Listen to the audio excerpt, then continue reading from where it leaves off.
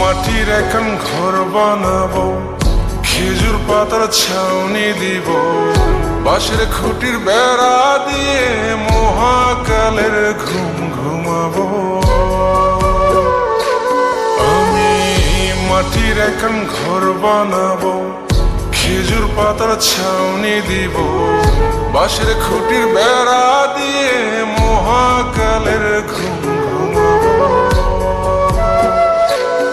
আরে সাদা কাপড় পয়রায় আমি গান গাইব আকাশ চুমি, ওপরেতে ঢুল পিটিয়ে আমার বিয়ের দাওয়াত দিব।